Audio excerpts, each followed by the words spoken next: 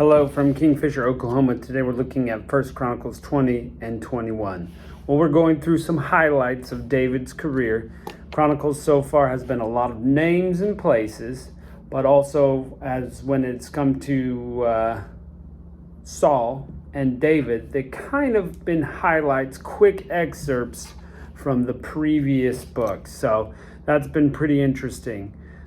We find out in this section that Joab fights Amnon and David stays home. And then it just moves on. Well, we know right there where David stays home is a pretty big story, pretty influential story in the life of Israel, and that's David's affair with Bathsheba.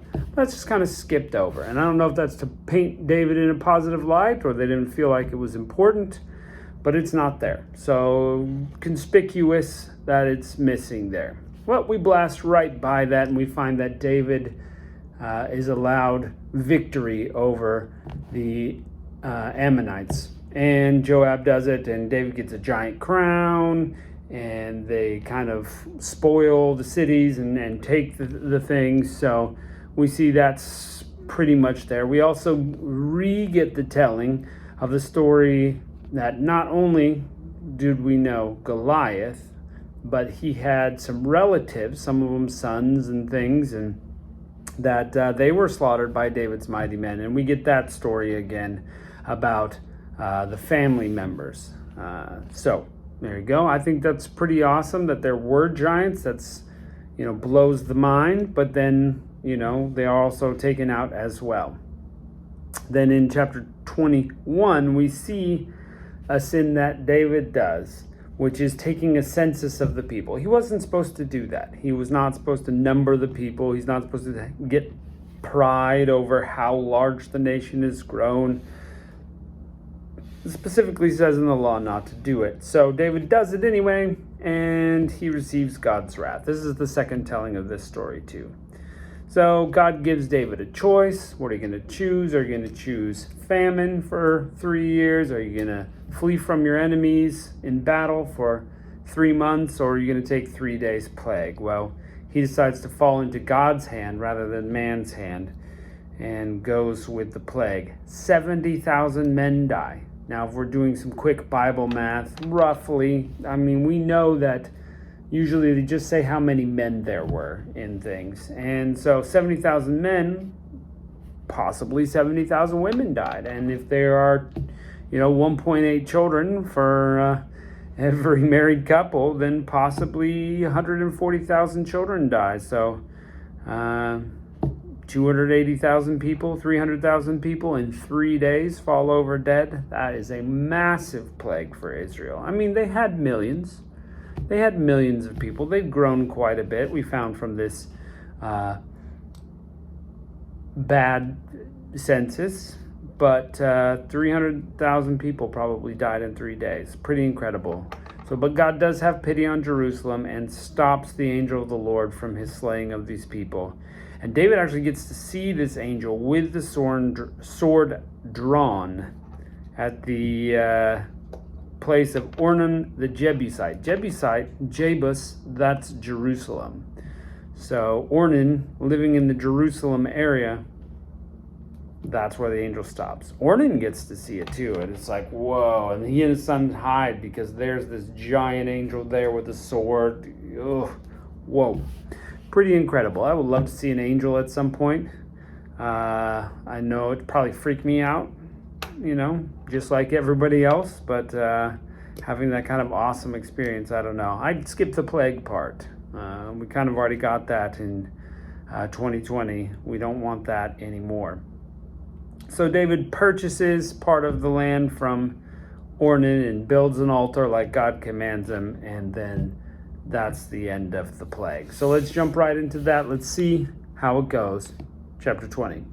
Came to pass that after the year was expired, at the time the kings go out to battle, Joab led forth the power of the army and wasted the country of the children of Ammon and came and besieged Rabbah. But David tarried in Jerusalem. Big mistake.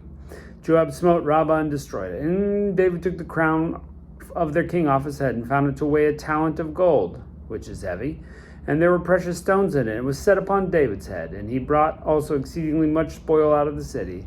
And he brought out of the people who were in it, and cut them with saws, and with harrows of iron, and with axes. Even so dealt David with all the cities of the children of Ammon.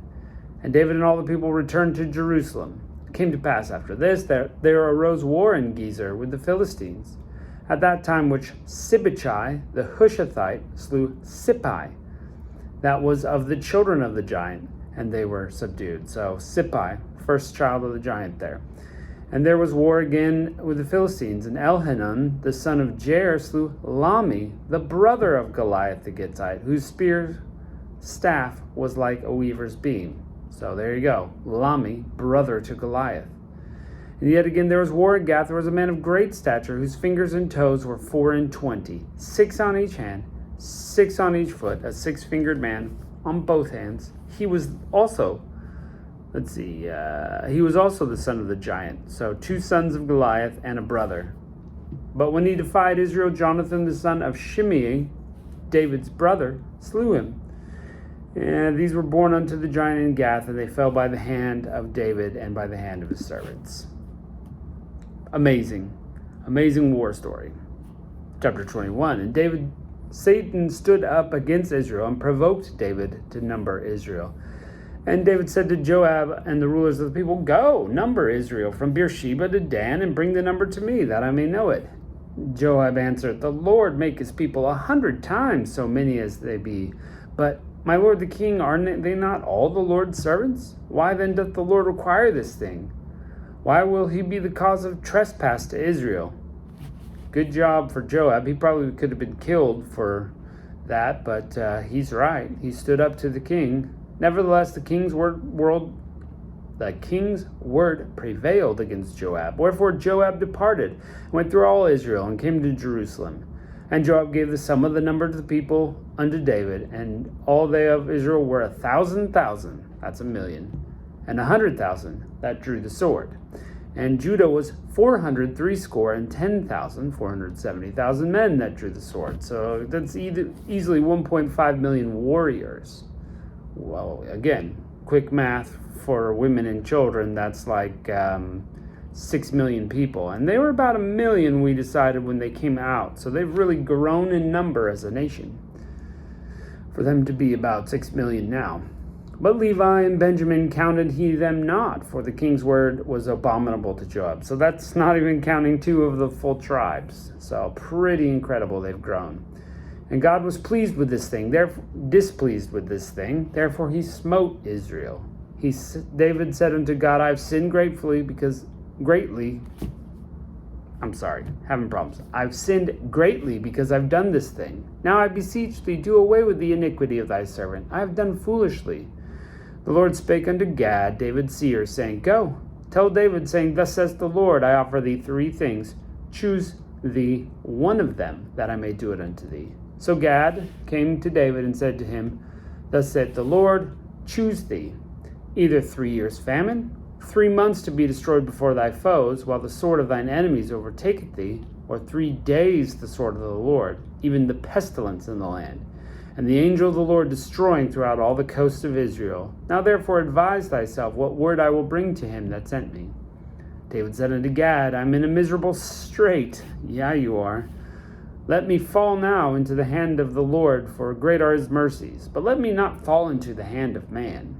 So the Lord sent pestilence upon Israel, and there fell on Israel 70,000 men. God sent the angel of the Lord unto Jerusalem to destroy it. And as he was destroying, the Lord beheld, and he repented him of the evil. And he said to the angel that destroyed it, It's enough, stay now thy hand. The angel of the Lord stood by the threshing floor of Ornan the Jebusite. And David lifted his eyes and saw the angel of the Lord standing between earth and heaven, having a drawn sword in his hand, stretched out over Jerusalem. Then David and the elders of Israel, who were clothed in sackcloth, fell on their faces. David said unto God, Is it not I who commanded the people to be numbered? Even I it is that have sinned and done evil. But as for these sheep, what have they done? Let thine hand, I pray thee, O Lord, be on me and on my father's house, but not on thy people, that they should be plagued.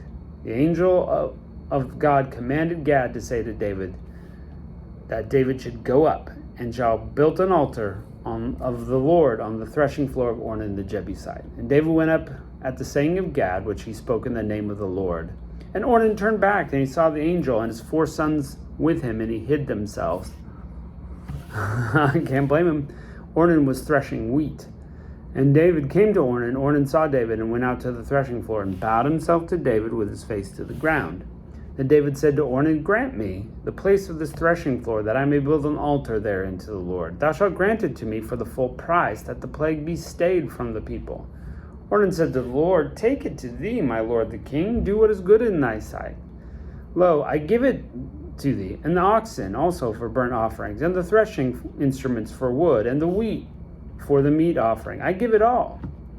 King David said to Ornan, nay, but I will verily buy it for full price, for I take not that which is thine for the Lord, nor burnt offerings without cost.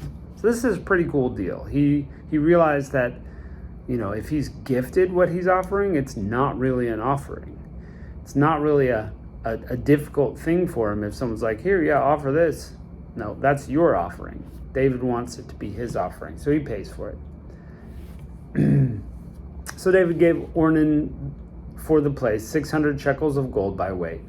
And David built there an altar to the Lord, and offered burnt offerings and peace offerings, and called on the Lord, and he answered him from heaven by fire upon the altar of burnt offering. Now it just occurs to me that David is buying it for the time being, because according to Jewish law, it's going to go back to Ornan, the year of Jubilee anyway. So he's just buying it for the time being. And the Lord commanded the angel, he put up his sword again into the sheath thereof. At the time when David saw that the Lord had answered him in the threshing floor of Ornan the Jebusite, then he sacrificed there. For the tabernacle of the Lord, which Moses made in the wilderness, and the altar of the burnt offering were at the season in the high place in Gibeon. For David could not go before it to inquire of the Lord, for he was afraid because of the sword of the angel of the Lord. Can't blame him. Can't blame him. Well, pretty interesting story, and I think it's interesting that we focus on Bathsheba as David sins, but we forget this sin and how great it was. And, when David and Bathsheba sinned, and he also killed Uriah, he lost his son. They lost their son, but that was it. But here, 70,000 men died, or almost 300,000 people maybe, died because of David's sin. Your sin affects other people around you, so let's keep it on the straight and narrow, people. Let's do the right thing. Let's follow God, all right? Well, thanks for joining us. We'll catch you next time.